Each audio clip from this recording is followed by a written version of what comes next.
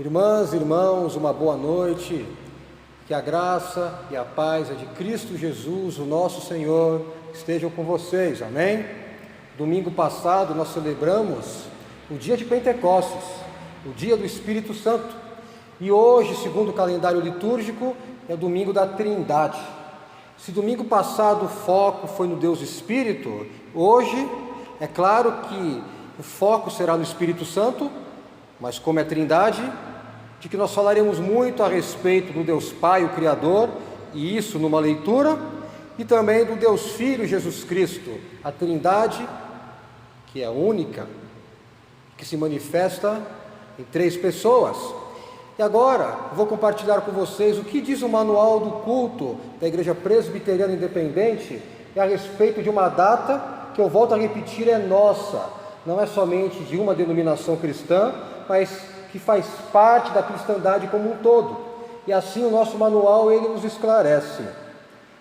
Domingo da Trindade, que segue ao dia de Pentecostes, ele festeja não um evento histórico, mas uma doutrina.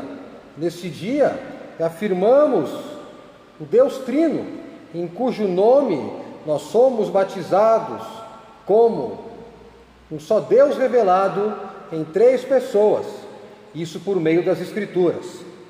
A celebração da doutrina da Trindade, ela nos proporciona um olhar retrospectivo da história da salvação, como um todo. Isso pela atuação do Pai no Filho, mediante o Espírito Santo. É um momento pastoral que visa o fortalecimento da fé do povo de Deus, amém? Então agora vamos orar e louvar a Deus por esse momento e esse dia muito especial. Falemos com Deus. Senhor, nosso Deus e nosso Pai, estamos iniciando mais um culto nessa noite e um dia que é de suma importância para a Tua Igreja, aonde nós celebramos o Deus Pai, Filho e Espírito Santo. Ó Santa Trindade, aqui nós queremos louvar, exaltar o Seu nome, engrandecer-Te, porque só o Senhor é digno de receber a honra, o louvor e a glória. Ó Deus triuno, nós queremos Te agradecer e Te louvar, porque o Senhor criaste o nosso mundo, o Senhor o mantém, o Senhor o sustenta, mas também queremos Te louvar, porque o Senhor se revelou, não somente por meio da criação, mas se revelou por meio de Jesus Cristo, se revela diariamente também por meio do Teu Espírito Santo. E aqui queremos Te agradecer porque, ó Deus, além de celebrarmos a Trindade, nós estamos diante da Tua mesa, e nesse culto nós vamos comungar, e espiritualmente nós vamos comer do corpo de Cristo e vamos beber do sangue. E isto é um privilégio muito grande, ó Deus. Mas nós também queremos não somente Te louvar, mas queremos Te agradecer por aquilo tudo que Tu és. Um Deus amoroso, um Deus propício, um Deus que se aproxima de nós, e um Deus que dá tudo aquilo que nós precisamos.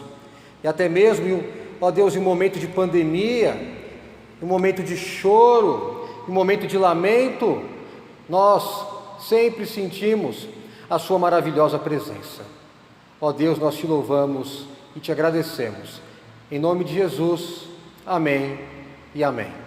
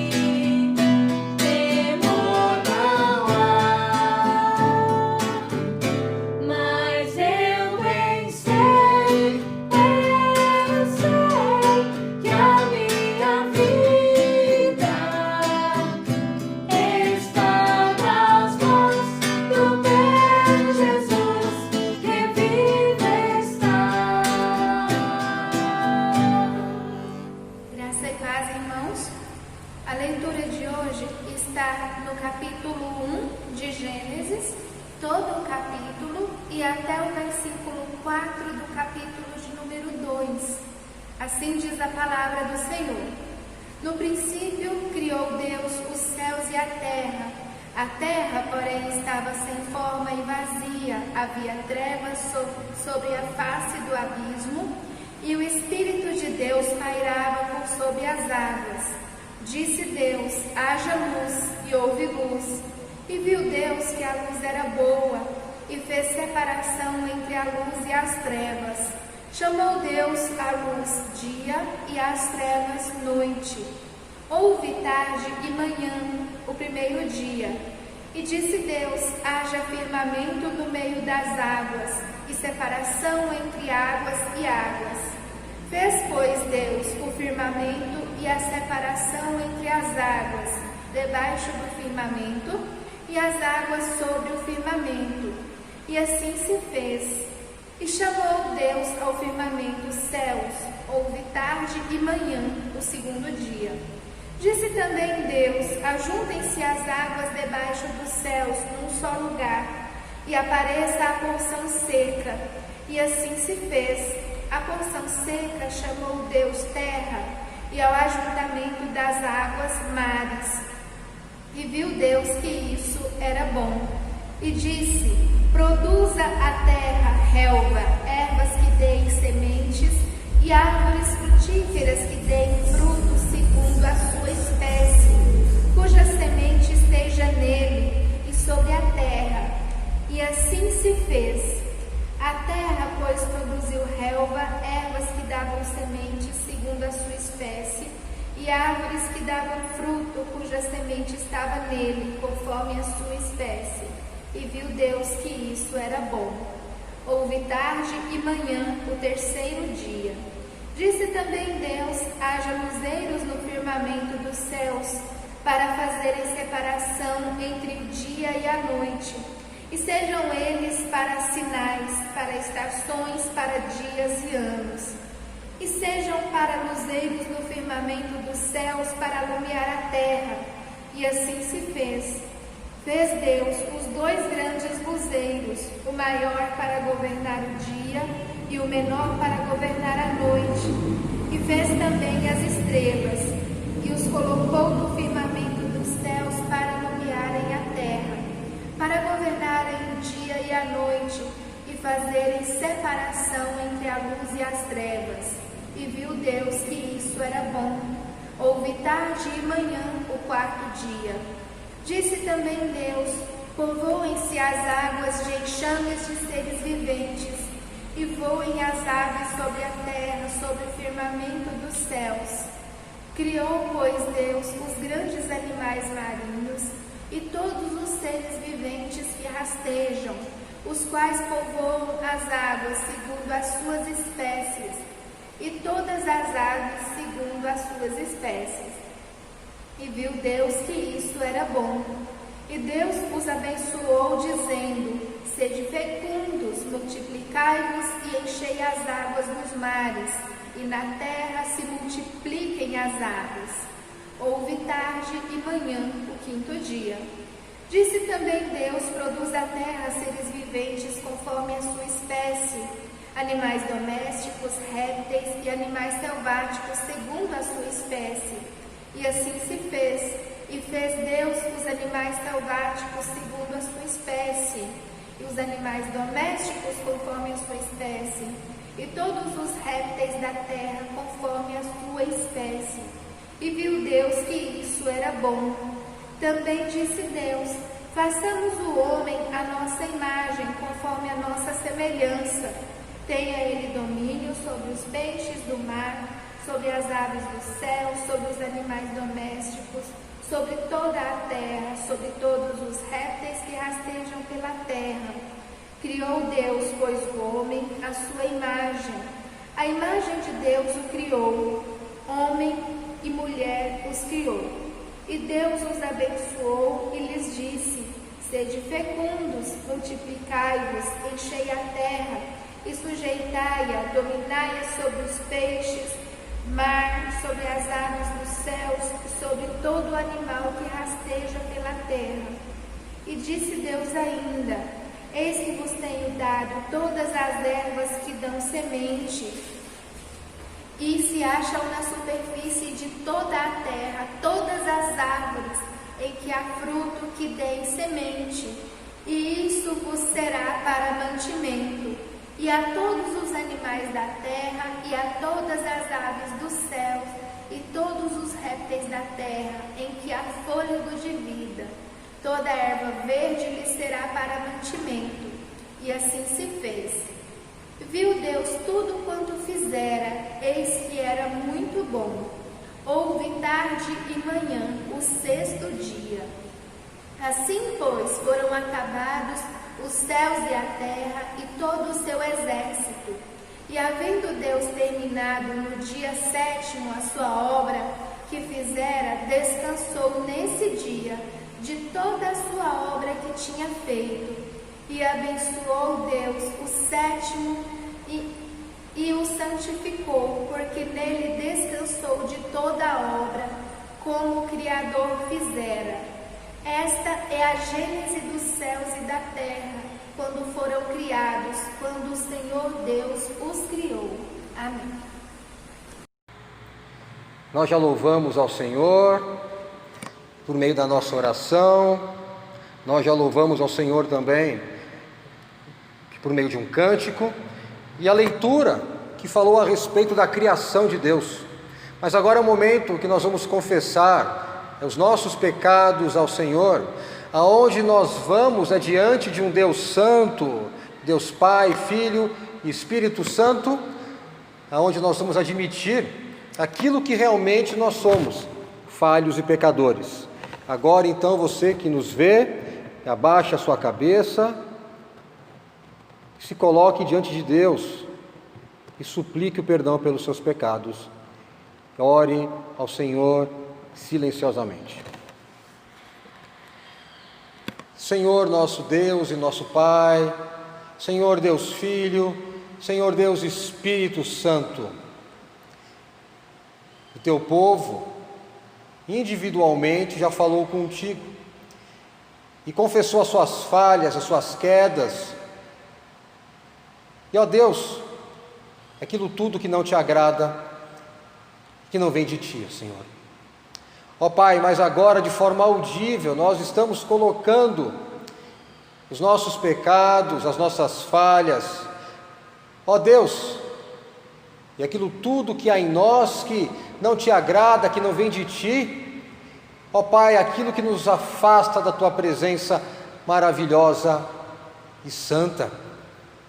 Ó Deus, venha a nos limpar, que o teu Espírito Santo, que a segunda maravilhosa pessoa da Trindade, venha a nos perdoar e a sempre nos encher de ti, e que esse Espírito Santo venha também a nos santificar, isso por meio do Filho, que é o único mediador, aquele que morreu na cruz e verteu o seu sangue em nosso favor. Ó Deus, não olhe para nós, não olhe para a nossa situação, não olhe para as nossas falhas sucessivas, mas, ó Deus, vem exercer a sua misericórdia sobre as nossas vidas e nos limpa. Ó Pai amado, vem, ó Deus, por meio do Espírito Santo, tirar esse peso e nos transformar em novas mulheres, em novos homens. Ó Senhor, nós te louvamos e te agradecemos. Ó Pai, porque nós já sentimos o seu perdão. Ó Pai, já sentimos o gozo e o regozijo que não é fruto de nossa mente, não é fruto de nossa psique, mas vem de Ti. Em Teu nome, Jesus, que nós oramos e agradecemos.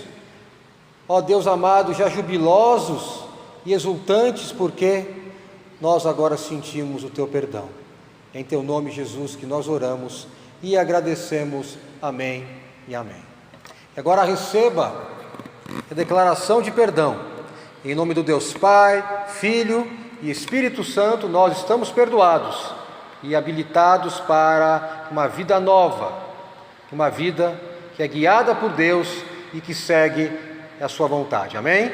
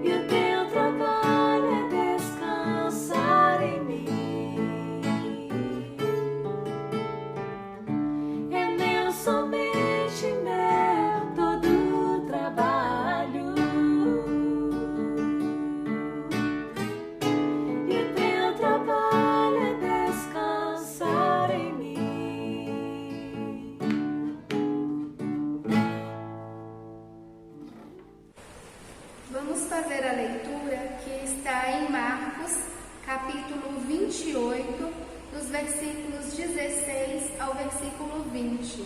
Assim diz a palavra do Senhor. Seguiram os 11 discípulos para a Galiléia, para o monte que Jesus lhes designara, e quando o viram, o adoraram, mas alguns duvidaram. Jesus, aproximando-se, falou-lhes, dizendo: Toda a autoridade me foi dada no céu e na terra.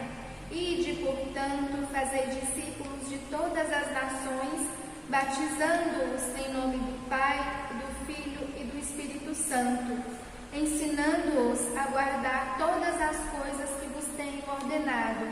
E eis que estou convosco todos os dias, até a consumação do século. Amém.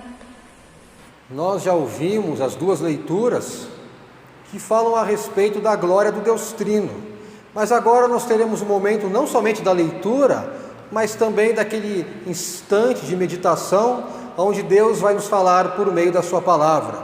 Peço que você abra a sua Bíblia, por gentileza, no Salmo de número 8, e acompanhe a leitura que será feita a partir do versículo 1 ao versículo 9, Salmo de número 8, a partir do versículo 1 ao versículo 9, e o título, ele é muito sugestivo, ele assim nos comunica a glória divina e a dignidade do Filho do Homem, e assim nos diz a santa palavra de Deus: Ó Senhor, Senhor nosso, quão magnífico em toda a terra é o teu nome, pois que expuseste nos céus a tua majestade, da boca de pequeninos e crianças de peito suscitaste força por causa dos teus adversários, para fazeres emudecer o inimigo e o vingador. Quando contemplo os teus céus, obras dos teus dedos, e a lua e as estrelas que estabeleceste, que é o homem que dele te lembres, e o filho do homem que o visites, fizeste, no entanto, por um pouco menor do que Deus, e de glória e de honra o coroaste. Deste-lhe domínio sobre as obras da tua mão, e sobre os seus pés tudo lhe puseste, ovelhas e bois, todos, e também os animais do campo, as aves do céu, os peixes do mar, e tudo que percorre as sendas dos mares.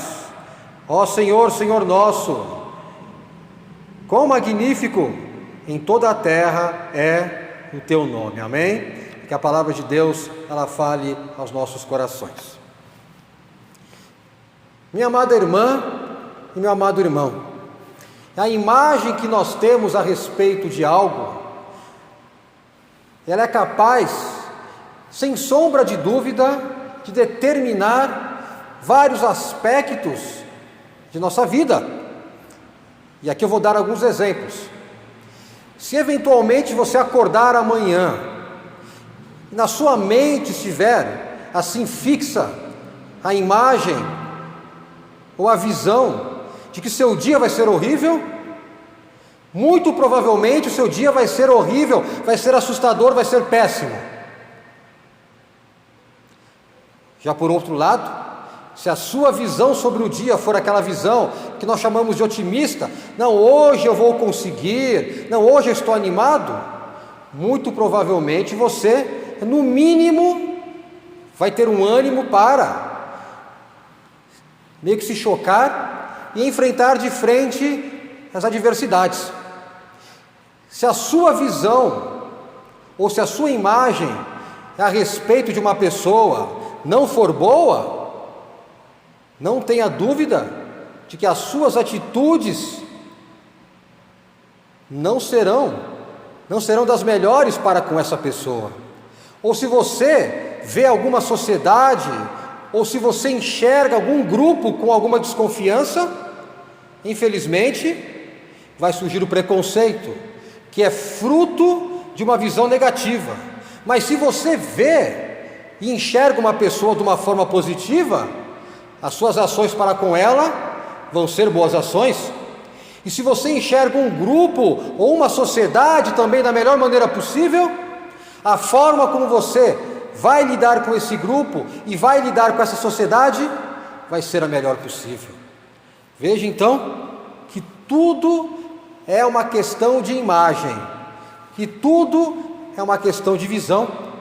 E o mesmo se refere a respeito de Deus.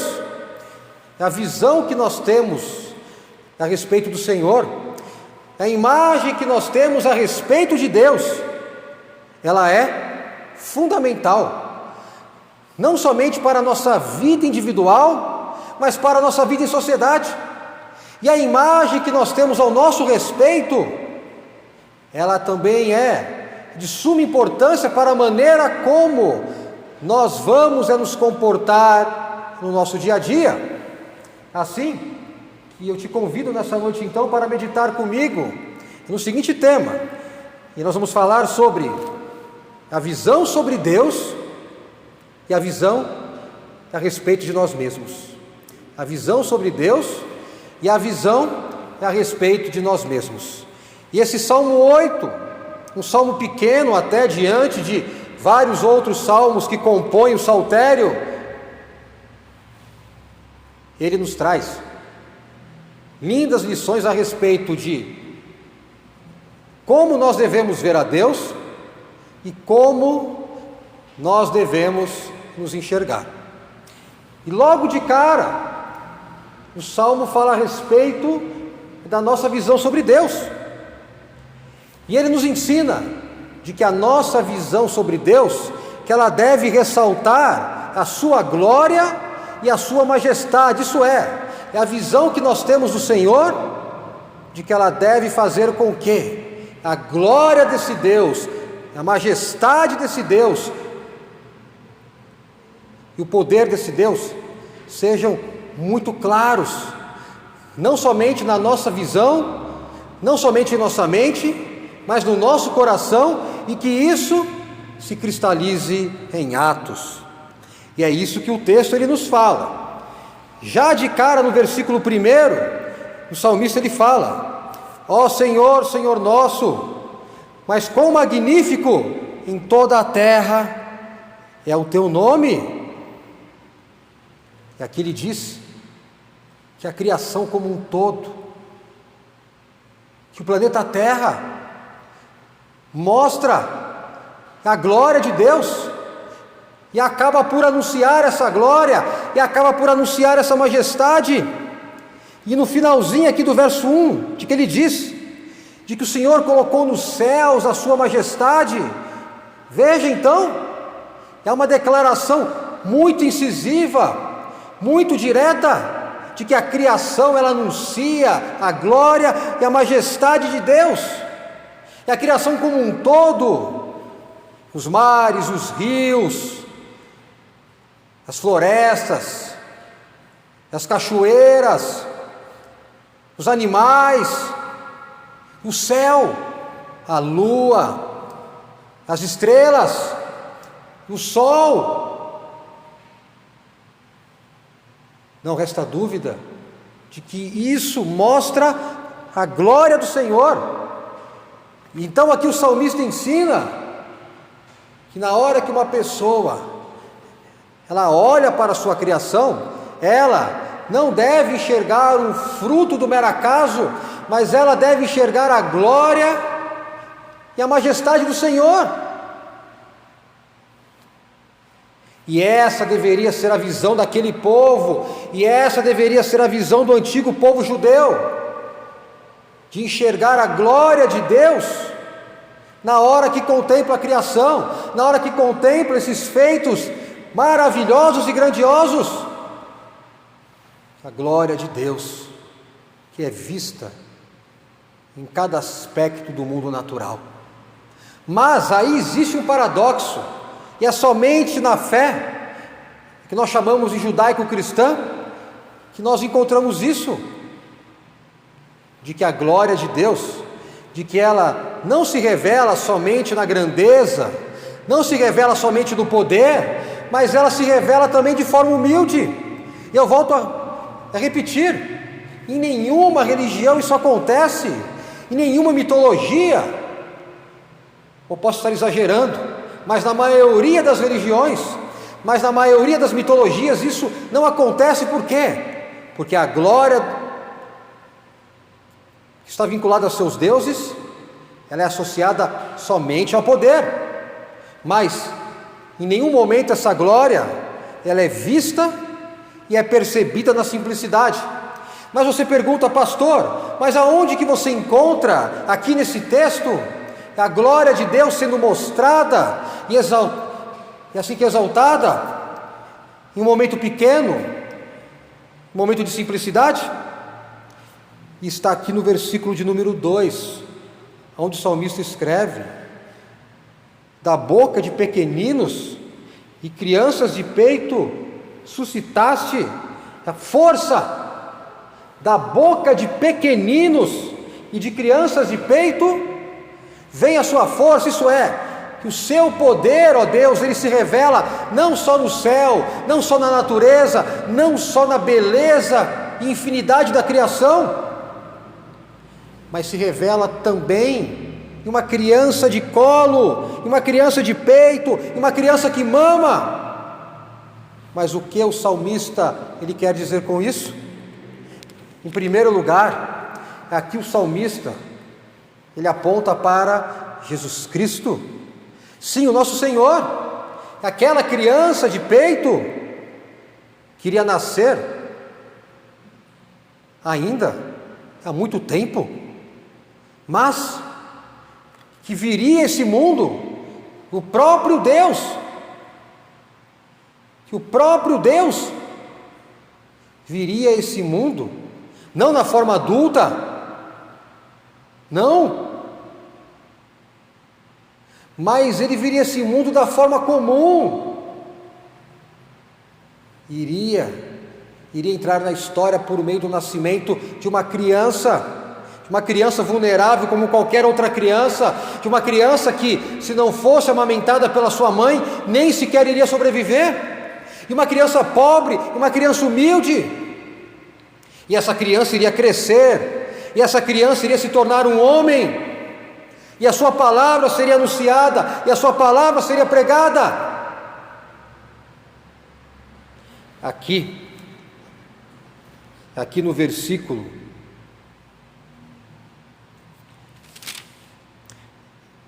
de número 2, o salmista, ele mostra Jesus Cristo. Então, que a glória de Deus não iria se revelar somente na beleza da criação, mas numa criança que aos olhos humanos era uma criança como uma qualquer. Mas esse exemplo da criança não se refere somente a Jesus Cristo, mas se refere também a qualquer situação e a qualquer outra pessoa que exale simplicidade,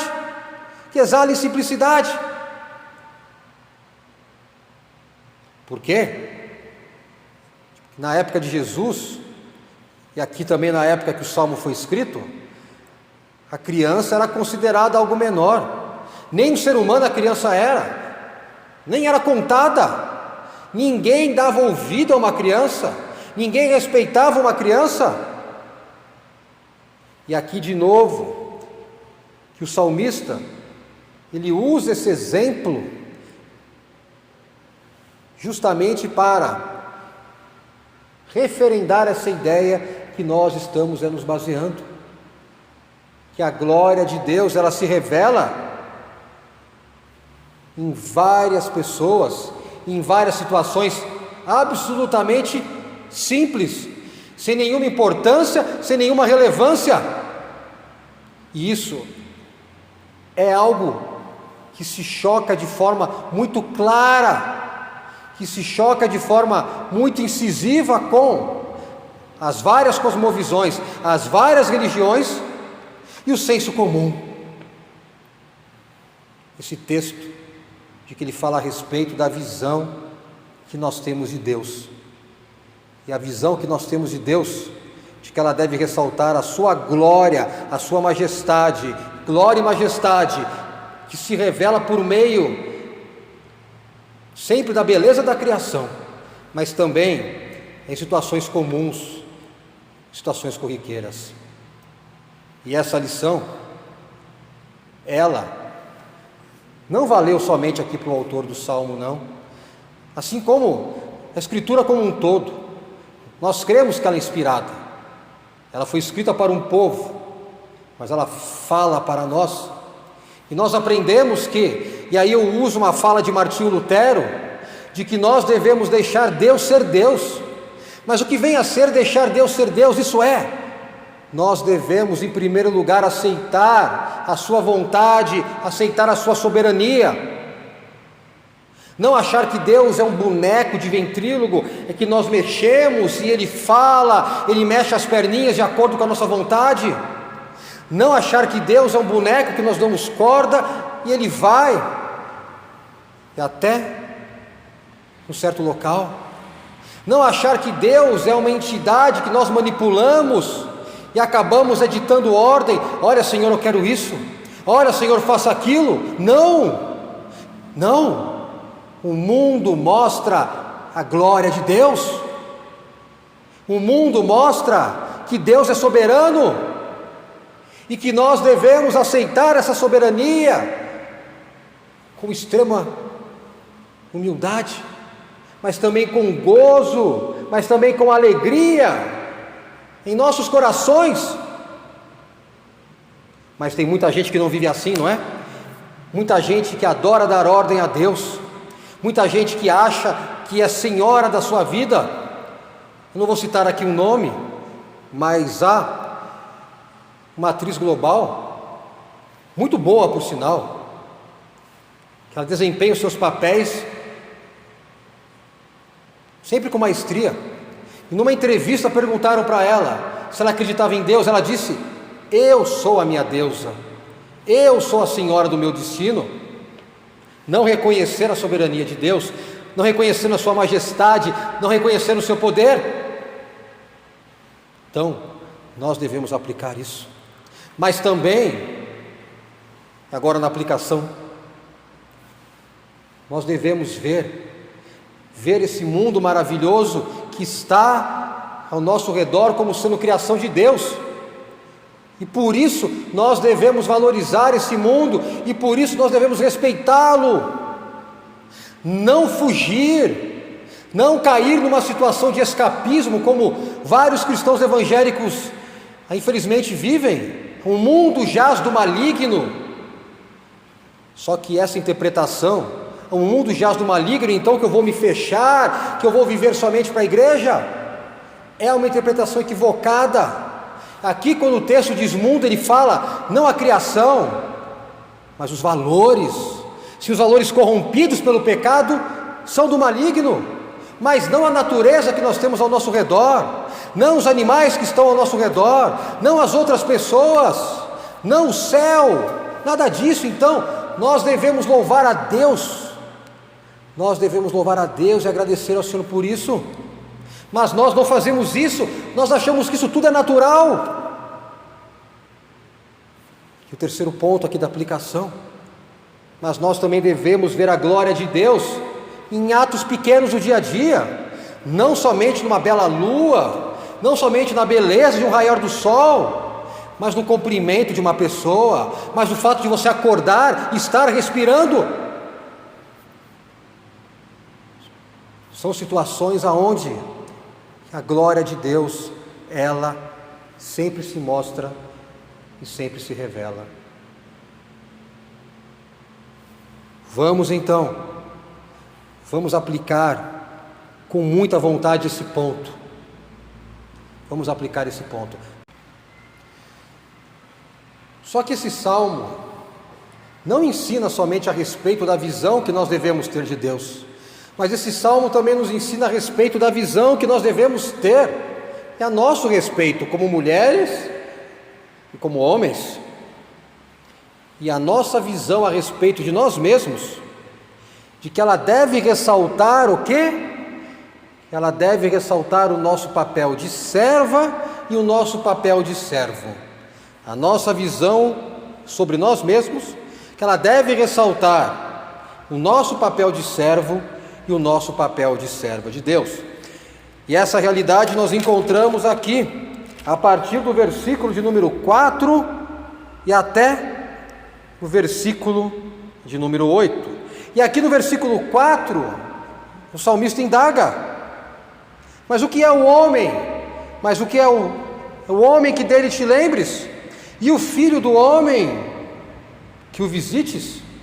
Note que esse tipo de pergunta, que esse tipo de retórica já mostra que o homem ele é inferior a Deus. Já é uma pergunta com um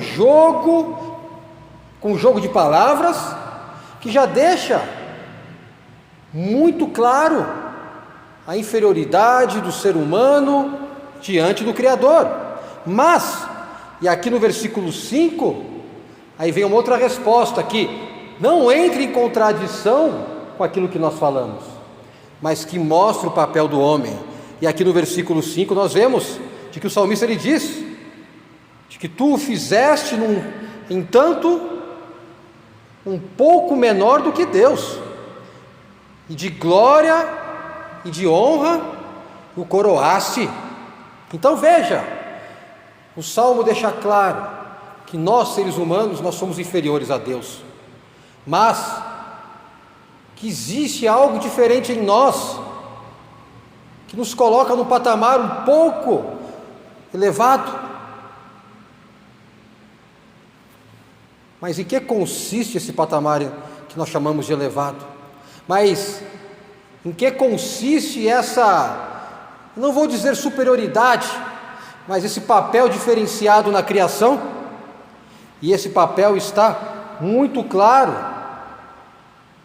a partir do versículo 6 e até o versículo de número 8. E esse papel que faz o ser humano um ser diferenciado, ele se refere ao domínio que o homem e a mulher, que ambos detêm sobre essa criação que nós acabamos de falar. É o domínio que foi dado ao ser humano, mas essa palavra domínio, ela é perigosa, mas a palavra domínio, ela esconde muita coisa, porque afinal domínio infelizmente, é associado a alguma coisa autoritária. A palavra domínio é associada a algo predatório, mas não é essa a intenção. Não é essa a intenção. Não é essa a intenção de destruir a criação. Por quê? Porque o Senhor Deus, Ele é o Pai da criação, e viu tudo Deus o que fez, e viu que era bom. Então, que é um grande erro achar que o próprio Deus se preocupa somente com os seres humanos, mas Ele se preocupa com a criação como um todo. Se nós andarmos um pouquinho até o Novo Testamento, mais precisamente em Romanos 8, nós veremos que o apóstolo Paulo diz que a criação geme e ela espera. E aqui esse texto de Romanos 8 é claro ao dizer que nos últimos dias, de que o Senhor Ele vai restaurar não somente homens, não somente mulheres, mas a criação como um todo. Então, nós devemos deixar de lado essa fé que é centrada no homem somente. Nós devemos deixar de lado isso. Mas é inegável que o homem e a mulher, de que eles têm esse papel de domínio. Mas o domínio que é simplesmente o cuidado. O domínio é zelar, e até mesmo usar, e até mesmo usufruir da criação, mas de forma moderada, mas de forma que não acabe com tudo, mas de forma que não venha causar sofrimento aos outros seres. É o papel do zelador, é o papel do guardião. É esta visão que o salmista ensina que o ser humano deveria ter a respeito de si mesmo, de alguém que era inferior a Deus, mas que carregava em si a imagem de Deus, e por isso tinha a grande finalidade de gerenciar a criação, de cuidar dessa criação.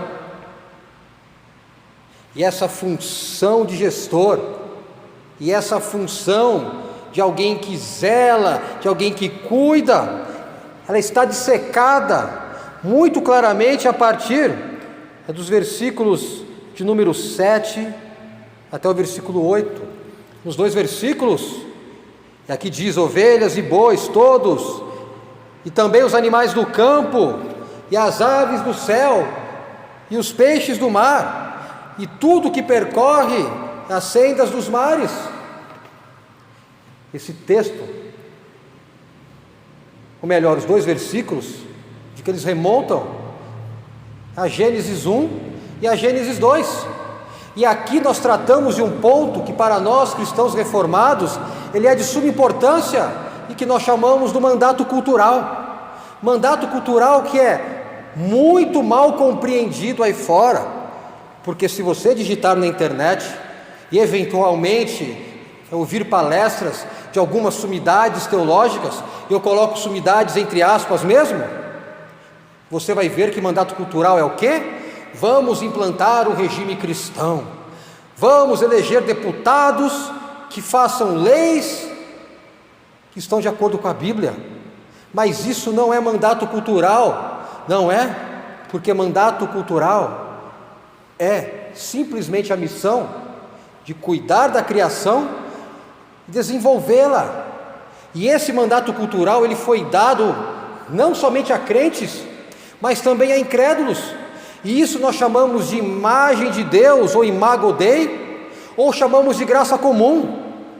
Não importa se a pessoa ela não seja cristã, não importa se ela for uma agnóstica ou ateia, mas ela carrega em si a imagem de Deus, e o mandato cultural vale para ela.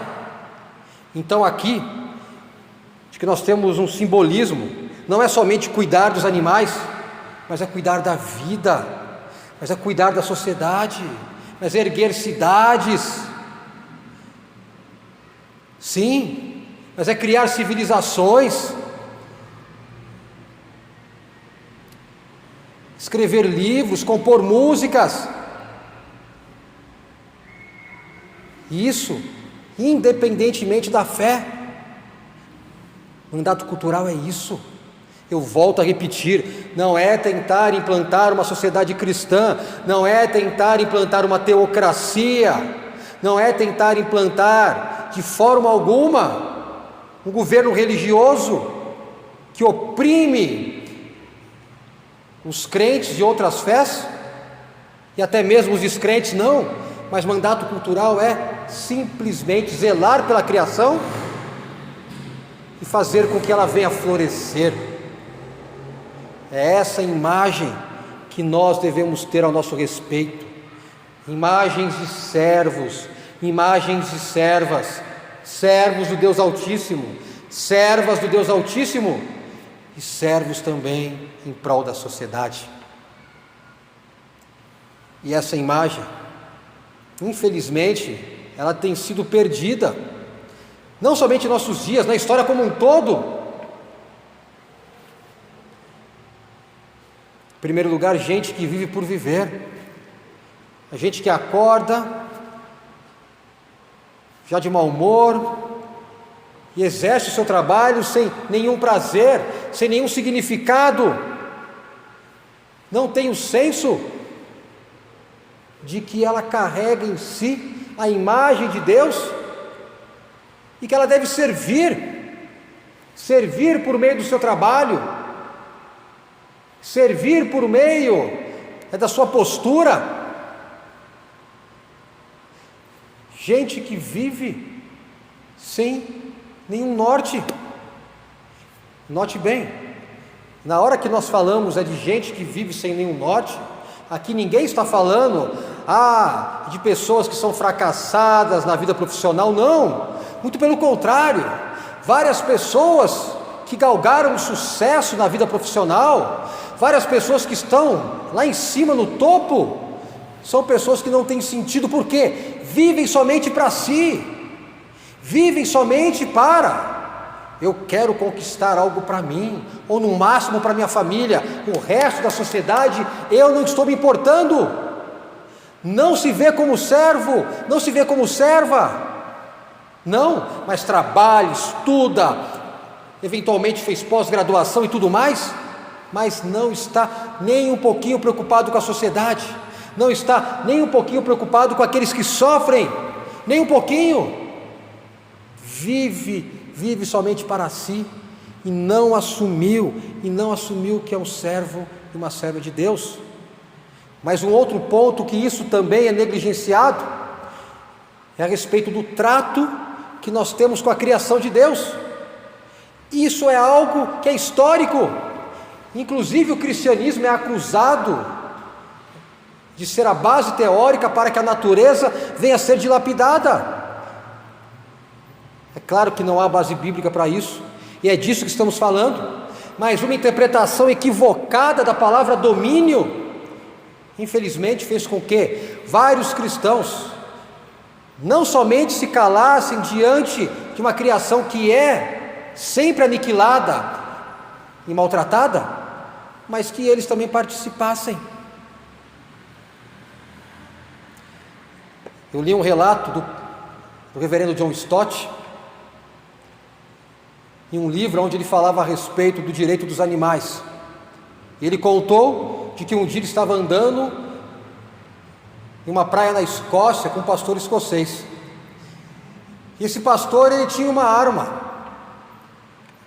no seu bolso. E eis que no meio da conversa, de que ele observa um casal de animaizinhos brincando, muito felizes. Ele faz o quê? Ele saca o revólver e atira nos dois. John Stott ficou perplexo e disse: mas o que você fez? E aquele pastor vira e disse: eram somente dois animais. Um cristão, oficial de igreja, que tinha essa visão deturpada a respeito de como se lidar com a criação. Isso nós fazemos várias vezes, não somente naquilo que é tocante aos animais, mas com a flora também. E não é necessário falar somente de queima na Amazônia, mas no nosso dia a dia, lá no nosso sítio, quando nós não limpamos, lá naquele riozinho que corta a nossa propriedade, que nós jogamos lixo atrás de lixo, ou na cidade, quando nós jogamos aquele papel que não é reciclável naquele instante e que vai criar um dano muito grande, muito grande.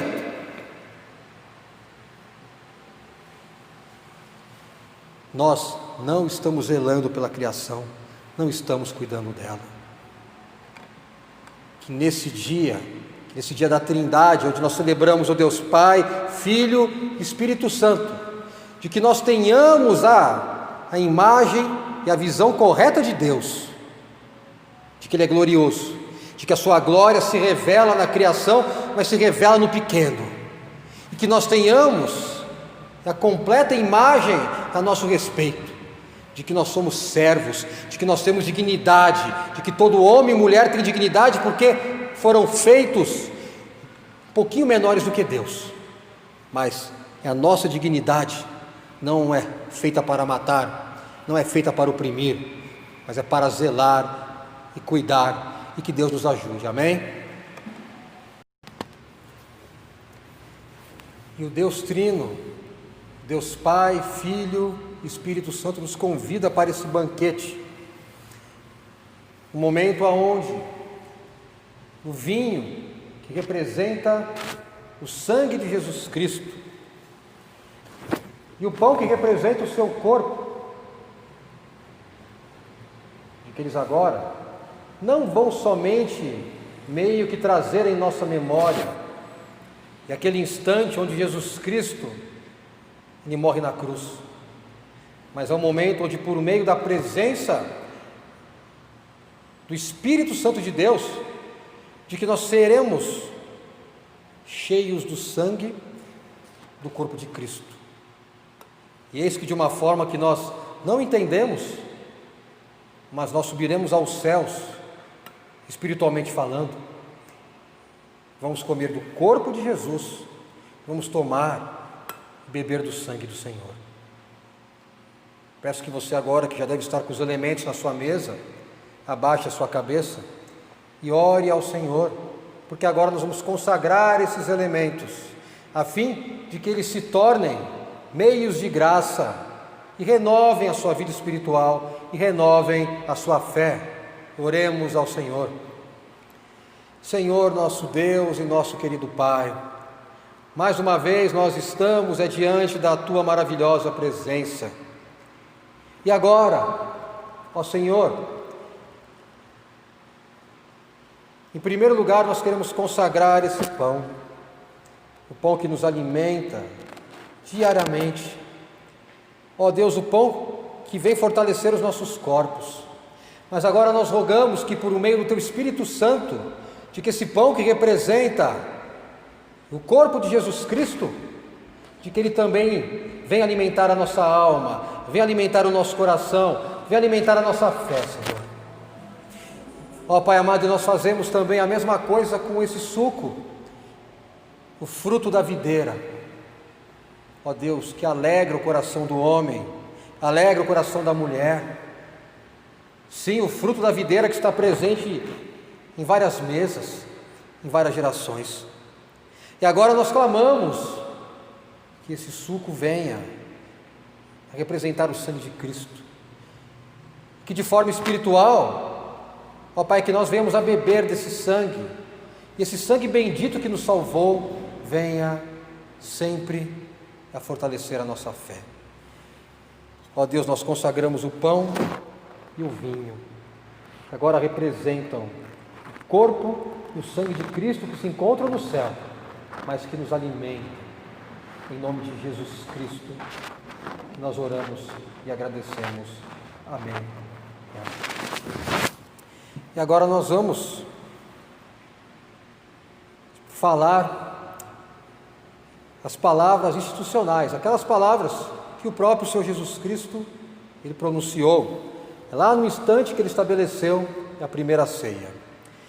O Senhor Jesus Cristo, na noite que foi traído, Ele deu graças e partiu o pão e disse que esse é o meu corpo que é dado por vós, sempre fazei isso em memória de mim. E eis que por semelhante modo, logo após haver ceado, de que Jesus Cristo, de que ele tomou o cálice e disse de que esse cálice é a nova aliança do meu sangue, fazei isso sempre que o fizerdes em memória de mim.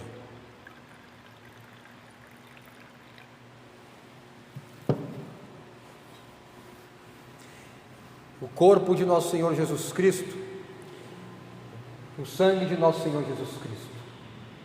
E agora, como família de fé, eu peço que você, aí na sua casa, que pegue um pedacinho de pão e coma esse pão, com aquela convicção de que espiritualmente você está se alimentando do corpo de Cristo, e além de relembrar o lindo sacrifício de que Ele fez na cruz por você.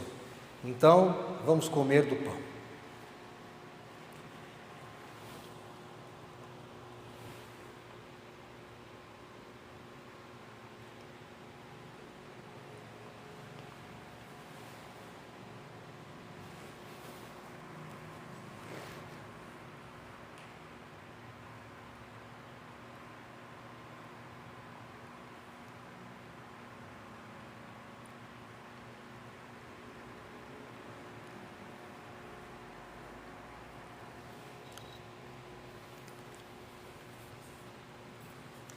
Agora você vai pegar o cálice para bebê-lo, em memória do sangue do Senhor, que foi vertido na cruz para que agora você estivesse diante dessa mesa, se alimentasse e saísse mais uma vez renovado. Então, vamos beber do sangue do Senhor.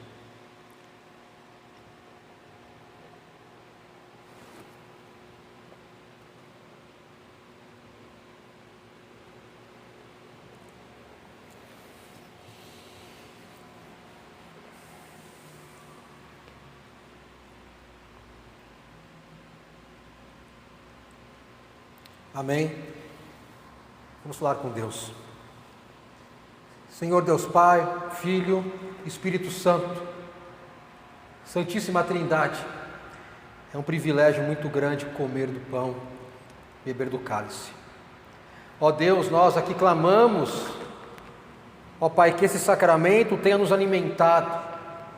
Ó Pai, que no momento de pandemia, onde não podemos nos reunir, ó Deus, em comunidade, ó Pai, mas que as pequenas comunidades se encontrem em suas casas, ó Deus, que esse sacramento venha, ó Senhor, a fortalecer a fé de cada um e a fé de cada uma, Senhor. Ó Senhor amado, ó Deus, que essa ceia venha renovar em nossos corações, ó Senhor, a correta visão que nós devemos ter de Ti e a correta visão que nós devemos ter de nós. Ó Deus, é um grande prazer e é um grande privilégio, ó Deus Todo-Poderoso, participar da Santa Ceia. Em Teu nome, Jesus, que nós oramos e agradecemos. Amém e amém. E agora fomos alimentados pela Santa Ceia, vamos encerrar esse culto nessa noite, mais uma vez falando com Deus. E agora é o momento de oração intercessória, aquela oração aonde nós colocamos os nossos pedidos diante do Senhor. Então agora, se leve ao Senhor com fé, se leve a Deus com aquela confiança de que Ele vai escutar a sua oração, que Ele vai atender o seu pedido, sempre de acordo com a vontade dEle, mas sabendo que a vontade dEle é o melhor para as nossas vidas. Oremos. Senhor Deus Pai, Filho, Espírito Santo, Santíssima Trindade, ó Deus, mais uma vez nós nos colocamos diante da Tua presença, e agora, ó Senhor, nós queremos colocar os nossos pedidos, ó Pai, mas nós não podemos esquecer do momento de pandemia que vivemos, de forma mais particular sobre a nossa cidade. Ó Deus, infelizmente já são, ó Deus amado, cerca de 10 pessoas que já estão confirmadas com a Covid-19. Cerca de 15 ou 17 que ainda estão em análise. Ó Deus, nós rogamos a Ti, Senhor, ó Pai, que essas pessoas que estão enfermas da Covid, ó Deus, que venham ser curadas por Ti, Jesus. Ó Pai, que essa enfermidade não venha avançar, ó Deus, não venha piorar, não venha ser transmitida, Senhor. Ó Senhor amado, que essas que estão sob análise, em Teu nome, Jesus Cristo, que esses casos venham a ser, ó Pai amado, descartados. Ó Deus, que eles deem negativo. Ó Pai, nos guarda, Jesus, e venha, ó Senhor, a livrar a cidade de Alexânia, ó Pai, de novos contatos, ou contágios, ó Deus, por favor. Ó Pai, mas guarda o nosso estado, guarda o nosso país. Ó Deus, Pai, que essa pandemia venha a ser achatada. Ó Senhor, que haja, ó Deus amado, a cura. Ó Deus, que a vacina venha a ser encontrada. Mas enquanto isso não acontece, ó Pai, que exista o bom senso de cada um, ó Pai amado, de que haja sim a precaução, não o pânico de um lado, mas também, ó Pai, de forma, ó Deus, alguma, o desdém. Ó Pai, mas nós não colocamos somente a questão do coronavírus, que agora estão participando desse culto. Ó Deus, nós rogamos a Ti, ó Pai, que Tu venha trazer a cura de acordo com a Tua vontade soberana. Ó Deus, vem trazer o alívio. Ó Pai, que o Teu Espírito Santo seja um bálsamo. Esse bálsamo esteja sendo derramado sobre os corpos que agora gemem de dor, Senhor. Ó Deus, vem curar também, ó Pai amado, as enfermidades da alma. Ó Senhor, almas doloridas, almas dilaceradas. Ó Deus, cura, Senhor amado, nós clamamos. Ó Deus, vem abençoar as famílias. Ó Pai, vem abençoar aqueles que por causa da crise, ó Senhor, perderam seus empregos. Ó Pai, que haja renda. Ó Deus, que o novo emprego venha a surgir. E ó Senhor, venha guardar os empregos daqueles que estão empregados. Ó Senhor, abençoa, Deus, os comerciantes, empresários, empreendedores. Ó Deus, que agora estão com medo, ó Pai. Ó Deus, que a Sua bênção, Pai, venha a recair sobre essas pessoas. Ó Senhor, abençoa, Deus, a Tua igreja ao redor do mundo, ó Pai. Ó Deus, que a Tua igreja venha a ser um sinal de esperança em um mundo onde falta esperança. Ó Pai, que a Sua igreja venha a ser um canal de amor, Deus, no mundo onde a morte foi banalizada. Deus, no mundo onde esses números são tratados como se fossem nada. Ó Deus, vem restituir na Tua igreja o amor. E é isso, ó Deus, que nós pedimos, em nome de Jesus, que há muito tempo atrás nos ensinou a orar dessa forma que nós oramos. Pai nosso que estás no céu, santificado seja Teu nome, venha o Teu reino, seja feita a Tua vontade, assim na terra como no céu. Pão nosso de cada dia nos dá hoje, perdoa as nossas dívidas, assim como nós perdoamos a quem nos tem ofendido. Não nos deixes cair em tentação, mas livra-nos do mal, Senhor, pois Teu é o reino, o poder e a glória, não somente hoje, mas sempre e sempre. Amém? E a graça de nosso Senhor e Salvador Jesus Cristo, o amor de Deus o Pai e a consolação do Santo Espírito de Deus estejam com as irmãs, com os irmãos, não somente hoje, mas para todo o sempre. Amém e amém.